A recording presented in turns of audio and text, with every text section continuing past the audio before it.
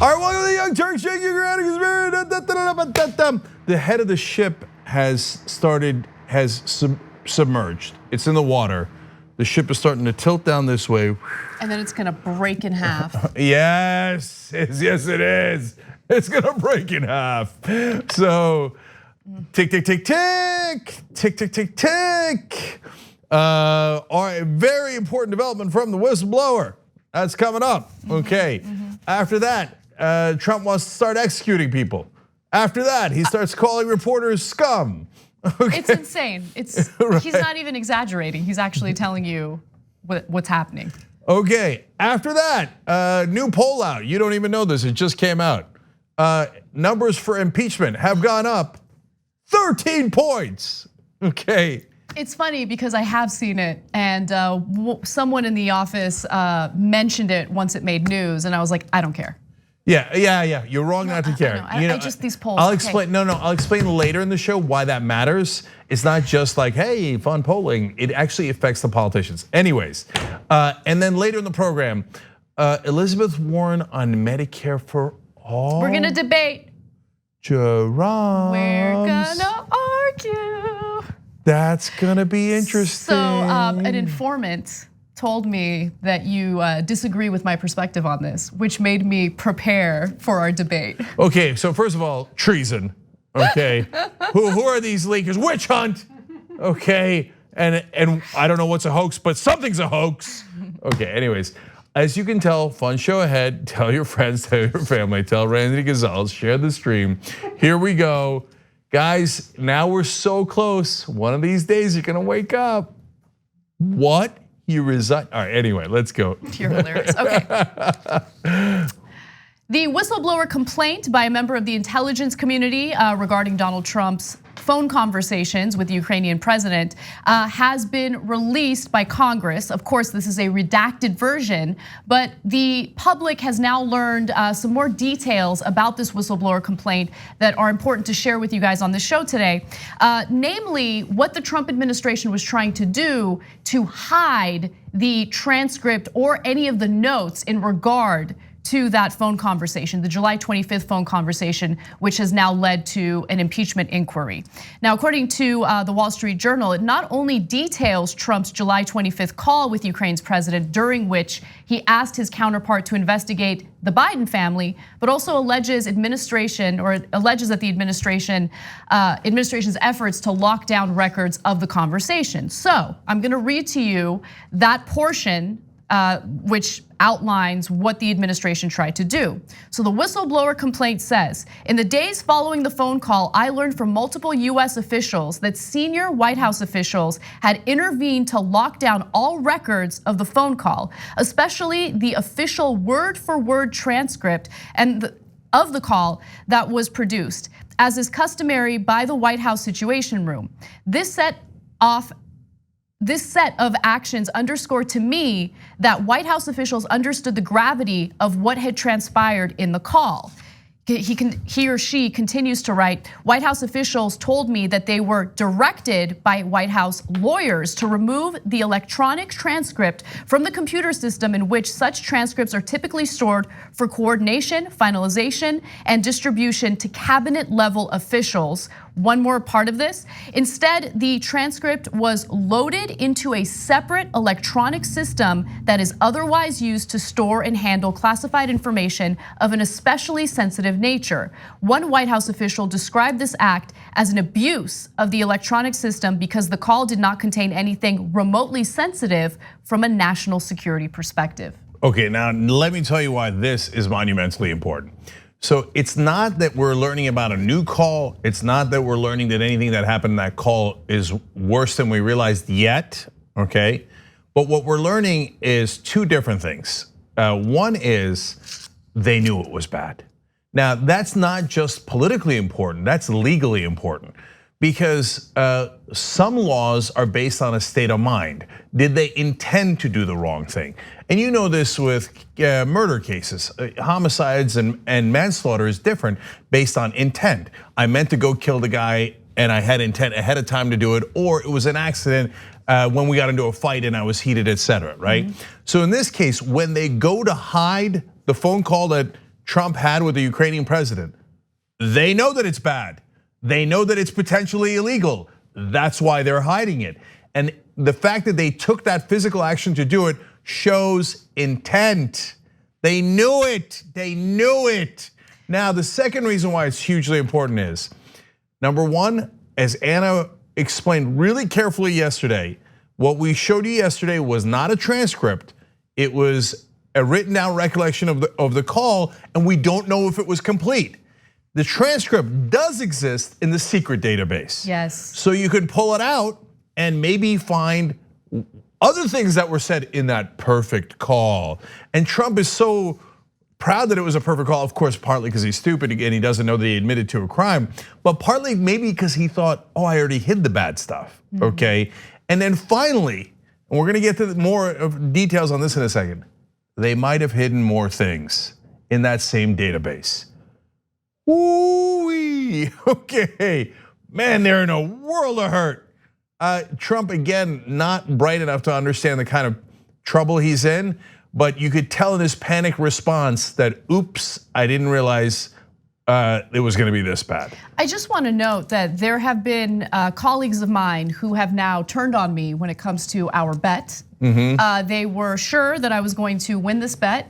Cenk believes that Donald Trump will eventually step down before the 2020 election even takes place. So we took this bet. I don't think that's gonna happen. And now, because of all this new information that's coming out, your case is becoming stronger. All right, so let's do a couple things here. First of all, this. Okay, let's second relax of all, for this. a second. All right, what are you? Okay, I got it in. All right, God, so now Cenk. seriously, guys, seriously. This reminds me of This reminds me of the Buford fight story I told members in the post game. Of when I got knocked down, I got hit in the ear, et cetera, and then came back and the crowd started chanting Rocky. I'm not saying that the control room's chanting Rocky. I'm just saying, trust me, tick, they're tick, tick, tick, tick, tick, tick. Okay, by the way, if you want to hear that story, tyt.com/join.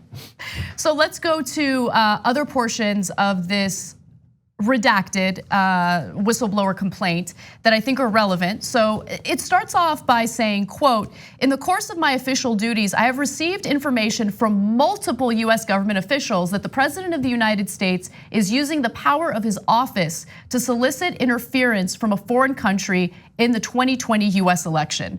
So this whistleblower makes it abundantly clear that he or she believes that these communications are all about trying to influence the 2020 election with the help of a foreign leader.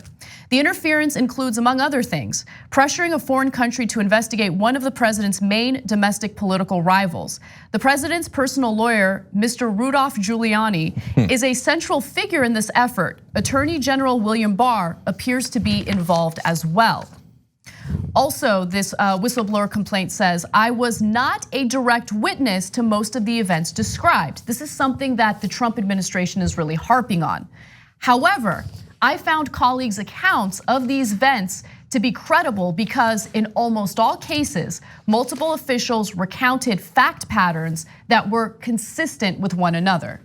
So this is also really important. There is half a dozen people who might have had access to that call, who the whistleblower talked to, and they have the names. So meaning the whistleblower has the names. You call the whistleblower in, it gives you the names, you call on the 6 people. And by the way, if you're a Trump supporter, if this is a hoax and a witch hunt, et cetera, those 6 people will say, oh no, absolutely not. And I mean, the president didn't say anything about Joe Biden, except we already know he said something about getting dirt on Joe Biden. It's already over, but if there's an extra layer to it, an extra crime of saying I'll withhold the money, it's just being more explicit about what he already said and what we already know in the call, those 6 witnesses could either verify it or dispute it. Right. And refute it. So if you're after the truth and you're a Trump fan, you should want them to come forward. Right, so this is not based on one individual who went to this whistleblower and raised some concerns about Donald Trump's actions. There are multiple people. That's important to keep in mind,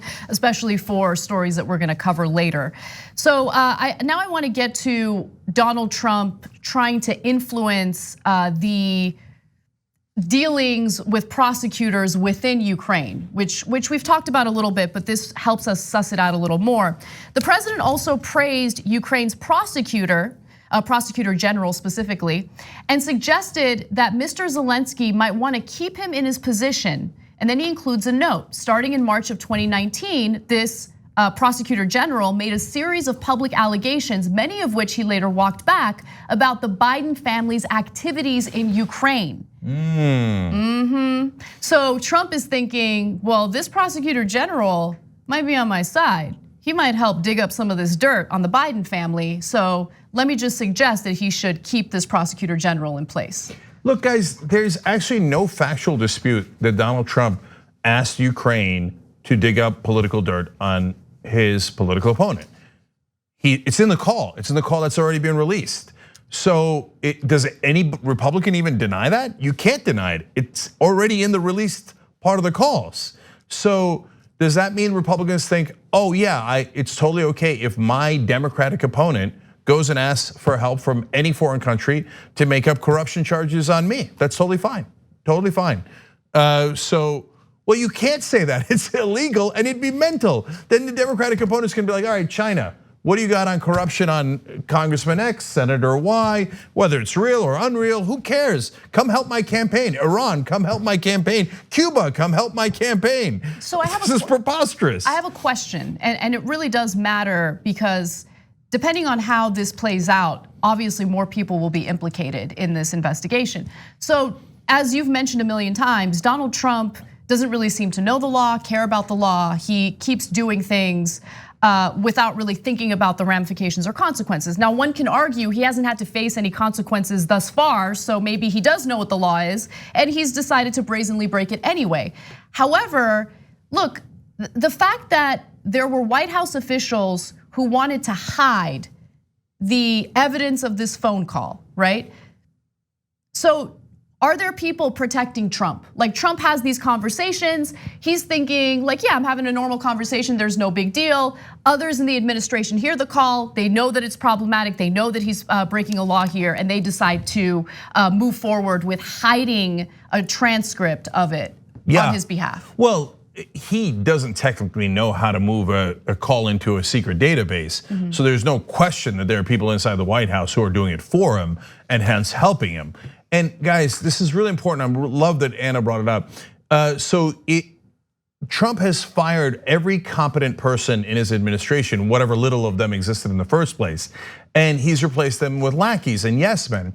Because to him, like a mob boss, loyalty is more important than competence. And it actually makes sense if you're a mob boss, if anyone is disloyal to you, you're gonna go to prison for the rest of your life. So for that particular job, loyalty is more important than competence. But what that does is it creates a number of people, after you weeded through some people, as Trump has done, that are generally incompetent, but willing to break the law and most importantly, bow their heads. So yes, sir, of course, sir, asking for favors from a foreign government to attack your political opponent. Of course, sir, yes, sir, because anyone who says no is fired.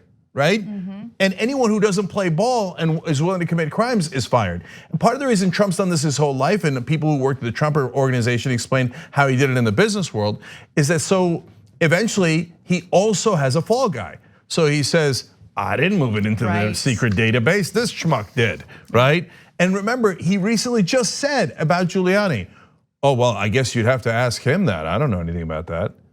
Oh, you see, that's why he's surrounded by guys who are willing to break the law, not challenge him on things that are obvious, and gets himself into this kind of situation. This isn't a normally family-run business, whether you're doing that, in a nefarious way or not. This is the White House. You're gonna get caught, brother. And I mean, I'm surprised it took this long, and it's only because your opponents are Democrats. Right, exactly. So the whistleblower also outlines the way in which he or she was concerned with the way the Ukrainian government responded following the call. So I want to give you a little portion of that. The Ukrainian side was the first to publicly acknowledge the phone call. On the evening of the 25th of July, a readout was posted on the website of the Ukrainian president and contained the following line. And then he mentions that the translation was from original Russian language readout. Okay, so Donald Trump expressed his conviction that the new Ukrainian government will be able to quickly improve Ukraine's image and complete the investigation of corruption cases that have held back cooperation between Ukraine and the United States. So, they have this call and they put out this statement saying, we had this wonderful call. Donald Trump believes that we're gonna really improve the image of Ukraine. A day after the call, US Special Representative for Ukraine negotiations, Kurt Volker, visited Kiev and met with President Zelensky and a variety of Ukrainian political figures. Ambassador Volker was accompanied in his meetings by US Ambassador to the European Union, Gordon Sondland.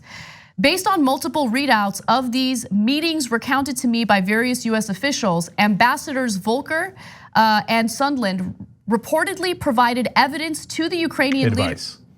Reportedly provided advice to the Ukrainian leadership about how to navigate the demands that the president had made of Mr. Zelensky. So already you have people getting involved, trying to enforce or at least move into put into motion what Donald Trump had discussed with Zelensky. And Ukrainian officials saying it was clear to us that investigating Biden was a condition of talking to Donald Trump. And again, they know that Trump has held up the money, and the Ukrainians are asking, where's the money Congress, the United States Congress, appropriated to us? And they're made aware that the condition for that kind of conversation is you got to investigate Biden. Right. So I want to mention one more important thing in regards to who knew what and when. Dan Coates was the director of national intelligence. He resigned 3 days after the call. Okay, so now you can say, oh, it might have been a coincidence. If you say so, okay, but that looks really bad. And by the way, he also advises number 2, who he was very close to also resign, and she did. And so he's like, get out, the ship is capsizing, we gotta go. Because if you stay, then you have to defend the illegal actions. Well, Dan Coates is a massive right winger, but he ain't stupid. So he's like, I don't know that he knew about the whistleblower. At that point, the whistleblower, I know, had not put in the official complaint yet. But he doesn't have to know about the whistleblower. He knows about the intelligence. He's the director of national intelligence. Right. So he knows about the call. I don't know if he knew that they had moved the call to a secret database to protect it. I don't know if he knew that they have moved other calls into the secret database to protect those. But I do know that he is like, oh, there was a bad call made where you asked for political interference in elections from a foreign country. Gotta go. So Coates leaves. Coates grabs his coats, he's gone. Gone. By the way, one other thing that I want to keep reminding everyone of as we continue reporting on this developing story, this is just one of as many as 8 conversations that Donald Trump had with the president of Ukraine. And so who knows what those other conversations contained? I'm hopeful that we'll find out more information about them as this investigation moves forward. But just given this one conversation, it's bad. It's really, really bad. I'd like to add to that. So I want to give you one more quote from the Wall Street Journal. In an appendix to the complaint, the whistleblower wrote that the White House officials said this was, quote, not the first time the Trump White House had put a presidential transcript, quote, into this code word level system solely for the purpose of protecting politically sensitive rather than national security sensitive information. So it is imperative that the investigators find out how many calls were moved into that secret database and what were in those calls. Because every call that got moved in there, the White House knew there was something wrong with it. There was something politically sensitive and potentially illegal in those calls.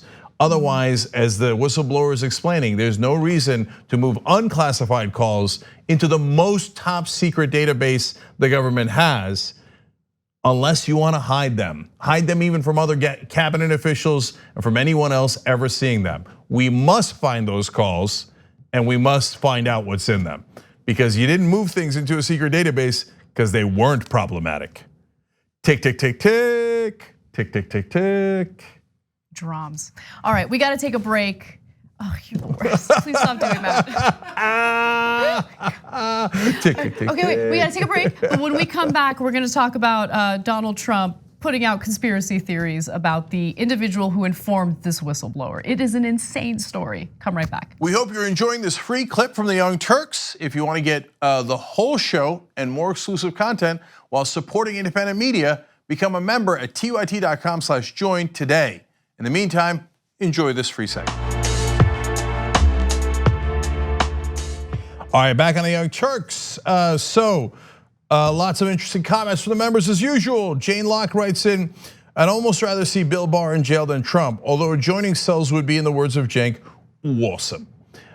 Yeah, no way. I'll take Trump over Barr. Okay, I hear you. Barr's terrible. He helped Trump cover everything up. Get rid of Trump. Okay, I bathe in a very stable genius's tears, writes in, Anna, you will win the bet. This is why. Cenk is right that Trump is a child, but like many children, Trump doubles, triples, and quadruples down on everything. He will not resign from office, and McConnell will make sure the Senate won't have a trial, fearing Republicans being on the record due to election season. I think you're right. Yeah, you think this person's right? Of course. Yeah. No. So look, Republican senators are already getting jittery. Classy Ben Sassy's like, troubling. Mitt Romney's like, troubling. I know, but it's Susan Collins, tick, tick, tick, tick. She's gonna lose, so troubling's around the corner. It happens all the time though. Every time there's a controversy, a few of those Republicans get worried about their political career and they'll say super mild things that are critical of Trump, and then hope that it'll blow over. And more often than not, it'll blow over. Now in this case, it might not. I hope it doesn't, but I don't know. I don't trust that Donald Trump is ever willing to step down. I don't even trust him to step down if he loses the election. Like that's the kind of guy I think he is. So I could be wrong, you could be right, we'll see. We'll see, all right, and I Sanchez on Twitter says, Dems better not fumble this gift from the gods. I want to throw an impeachment party. I'm so there with you, brother. Oh my God, we're gonna have an impeachment party on the show, live on the air. Are you kidding me? It's gonna be so much. Okay, anyway, what is that?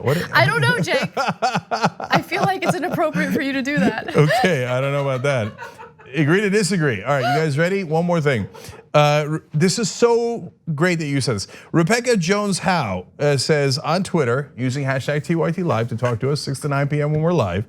Wow, Cenk's Uygur suit is mad nice today. Why, thank you. So actually it's from Ron Thompson. That's a store in LA. And they were very nice to me, and they're wonderful folks, Did you good get that progressives. for free?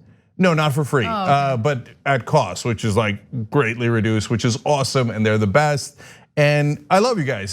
So these are, folks have given us wonderful things, including maybe for the climate change debate, they might have given us one of the best venues in LA for free. So we do this stuff together, but the jacket and the shirt, this one and the blue one are now my favorite. Yeah, you love that jacket. You wear it all the time. Oh, I do. Okay, ronthompson.com. Okay, it's a men's clothing brand, formal wear and street wear. A lot of celebrities, as well as me, are wearing it.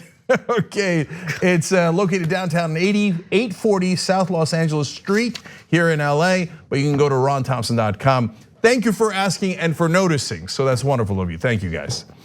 All right, let's move on to the rest of the news.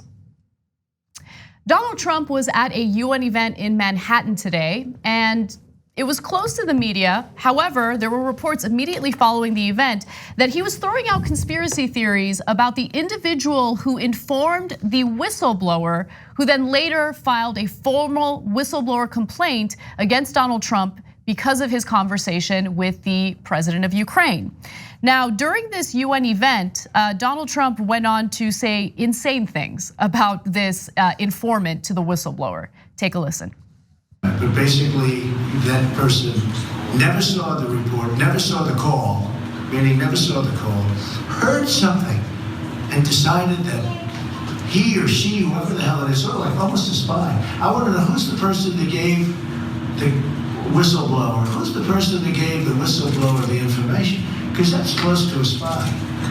You know what we used to do in the old days when we were smart, right? The spies and treason. We used to handle it a little differently than we do now. So when he refers to handling spies a little differently, he's referring to executions. So he is putting out an unfounded claim that this individual is a spy, and then he is suggesting that this individual should be executed. I mean, this is out of control. And by the way, the event was close to the media, but apparently someone who was there, and again, this is an official UN event, recorded what Donald Trump was saying and then gave it to the Los Angeles Times. Yeah, look, I actually thought William Weld talking about treason and the penalty for it is death was too much. And so Weld is the former Republican governor of Massachusetts, and he said that in regards to Donald Trump committing treason by working with a foreign government against a political opponent here in the US. We got to bring that language down, okay? We're not going to execute anybody that's crazy talk. So now Donald Trump is saying, if anyone in the government betrays me, is loyal to the Constitution, is loyal to the laws and loyal to America, but betrays me personally, well, I'm going to call that spy, I'm going to call that treason, and remind you what the penalty for that is. So for the president to make that kind of threat, it's deeply troubling as usual. Make that kind of threat and make these kinds of statements at a UN event, right? Like we're talking about international leaders, diplomats. This is obviously a domestic issue, right? And he's facing an impeachment inquiry as a result of it. I mean, he's using these UN events to vent about his own personal issues. And just to give you more, Trump repeatedly referred to the whistleblower and condemned the news media reporting on the complaint as crooked. Some in the crowd laughed, which you could hear in that audio recording. The person briefed on what took place said, the event was closed to reporters, and during his remarks, the president called the news media scum in addition to labeling them crooked. I mean, this is supposed to be the leader of a so-called democracy going after the media, which is supposed to be protected by our Constitution. Yeah, I mean, what he went on to say, these animals in the press, they're animals, some of the worst human beings you'll ever meet. Okay, so now this is not the first time that he's called people animals. He of course did it in regards to immigrants as well, and went on to say they're scum. Many of them are scum. And then you have some good reporters, but not many of them, I'll be honest with you.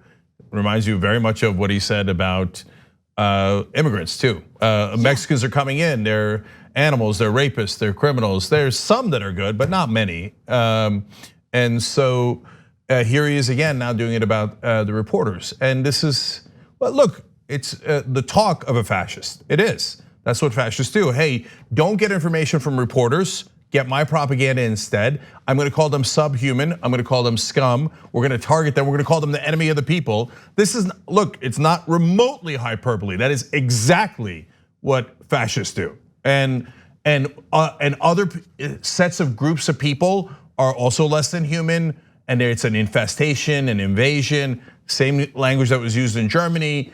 And also for him, the context of the United Nations and moments that are supposed to be sober and cerebral, etc. Cerebral. I mean, they're completely lost on him. He has no sense of context. And so, I'm not surprised that he's saying these outrageous things. That's what he's always said. And I'm not surprised that he's saying it in that context. What we got to do is take action. And luckily, finally, impeachment is happening. Because if you let this become the norm, well, then we've got significant trouble. Then freedom of the press is actually in jeopardy. And again, most importantly, the threats of violence. He did it at the rallies, punched them in the face, I'll pay your bills. I remember the good old days, another reference to that he did here, right? He said in the good old days, they'd get carried out on stretchers. And that was in regards to protesters, some of them African Americans. I don't think that was the good old days, but he does. And talking about how it was great that a Republican congressman body slammed a reporter. Yeah. So the threats of violence, also fascism 101. I'm gonna make a comment, and I don't really make feminist arguments on this show often because we don't cover that material as much. But I just wanna remind everyone that women are the ones who are constantly told that they're over emotional and their emotions get in the way of them being able to do their jobs effectively. Here we have the president of the United States who is so overwhelmed with emotion that he is ineffective at doing what he is supposed to do as the president of the United States. He is in front of the United Nations venting and crying and whining about his legal troubles domestically. Yeah. It's crazy. But he has no sense of anything. Look, I'll give you 2 more quotes from this event, and it gives you a sense of it. One, he says, then you have sleepy Joe Biden, who's dumb as a rock. This guy was dumb on his best day, and he's not having his best day right now. He's dumb as a rock. I mean, I've never seen a case of projection more clear than that. This is the biggest glass house in the world. That's right. I mean, president releases a call where he implicates himself in a crime very clearly because he's dumb as a rock. And he's not on his best day, and he wasn't bright on his best day. And then finally, on a funny note, he says, they're talking about me and I didn't do anything. But this is my favorite. I don't know if I'm the most innocent person in the world. Really? Really? I mean, imagine you're a world leader and you're listening to this guy who's like, that guy's dumb as a rock. Yeah, you're listening to this guy who's assisting Saudi Arabia in the death and destruction of the Yemenis, including all those children. Most innocent guy in the world. Yeah, and he says the reporters are scum while he's assisting the Saudis who chopped up a reporter. Exactly. Okay, and then he goes, this is it. Oh, look, maybe we in the old days we used to have different things for treason. And you know how it is. I don't know. I don't know if I'm the most innocent man in the world. They all had to be like, oh, when is this international nightmare going to be over? I mean, this is the most powerful country in the world, led by an obvious imbecile and an obvious criminal. Well, let's talk a little bit more about possible financial crimes, because this is a story that unfortunately isn't getting enough attention, and it shows a little bit of the incompetence on the left. So, everyone is understandably focused on the formal whistleblower complaint involving Donald Trump's conversation with the president of Ukraine, Vladimir Zelensky. Now, there are some reports that are trying to draw some attention back to a different whistleblower who hasn't gotten any attention.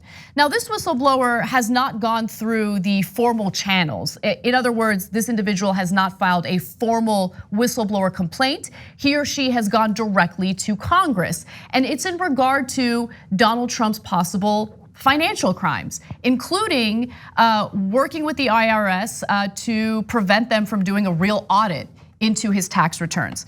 So let me give you the details on that. And this is reported by the Huffington Post. The tax whistleblower went straight to Congress, as I mentioned, specifically to the House Ways and Means Committee, which had sued the Trump administration for refusing to provide copies of the president's tax returns in response to a formal request. Democrats say they need Trump's returns to make sure the IRS properly enforces tax laws against the president. But Ways and Means Chair Richard Neal is far less outspoken than Adam Schiff, and his approach to the tax case has been cautious. He decided to stay focused on the lawsuit, using the whistleblower's material to bolster that case.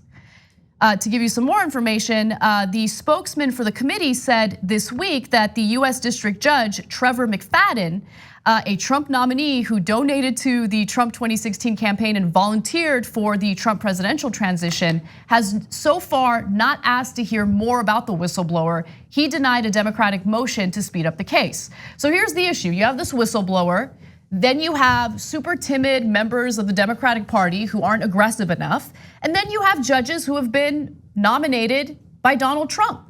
And so that is a disastrous mix. For anyone who really underplays getting a Republican like Donald Trump elected when it comes to the court system, these are the types of situations that really do hurt America as a whole. Because if you have the courts stacked with these pro-Trump judges, well, then you're not gonna get justice. Yeah, that's super important. Luckily, there's appeals processes, et cetera. But now more and more of the judiciary is filled with people who were appointed by a guy who doesn't believe in rule of law. In fact, he said, what do we need judges for? So he's not picking based on who would be the best judges. He's picking based on who would be most loyal to him. Exactly. And a guy who has been, honestly, a lifelong criminal. So when you have criminals picking the judges, that's not a good thing for the country.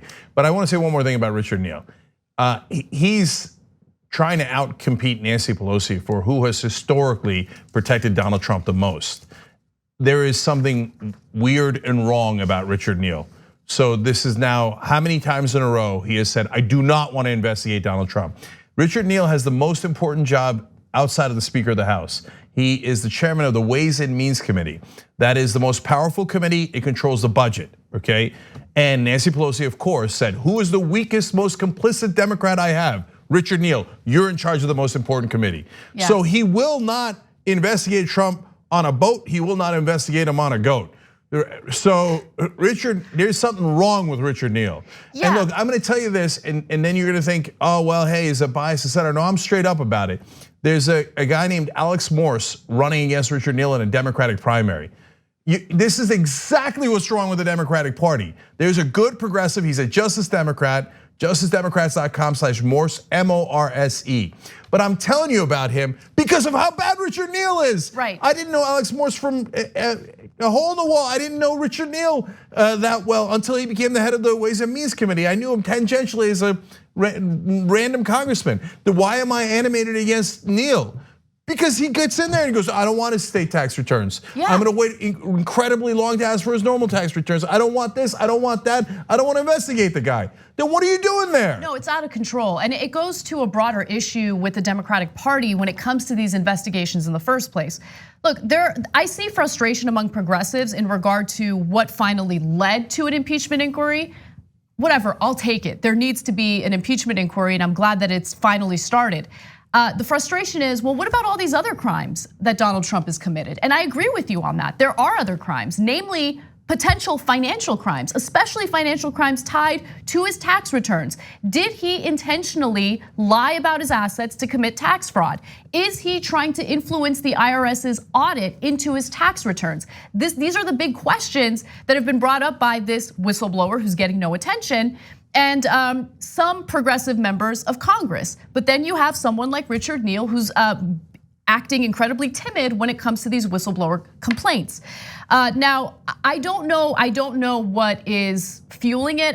You can only speculate, but I do think it's strange that Democrats are staying away from any type of investigation into financial crimes. Famously, Nancy Pelosi this week wanted to narrow the scope of the impeachment investigation and not focus on anything other than Ukraine. When it came to the Mueller investigation, they didn't fight back when Mueller had a very narrow scope of his investigation. It's very strange. Nah, there's something wrong, man. Look, I don't want to. I've been resisting for now at this point well over a year, or since the Democrats took control of the House, right? What are we doing here? Why won't you look into his business ties when that is the most likely place? I mean, he was a businessman and he had gone bankrupt 6 times and then magically gets hundreds of millions of dollars. His kids say it's from the Russians. Well, wouldn't that be a giant incentive for Donald Trump to work with the Russians? And wouldn't that be leverage that the Russians would have on him? To say, I categorically do not ever want to look into that is bizarre. So the burden is not on us to prove why Pelosi and Neal are not looking into it. The burden is on them to explain why on God's green earth they continue to protect Donald Trump and his business ties. Mm-hmm. What is it? Because now it's at such an extreme level that for the first time you have to begin to ask the question of, what are you trying to hide?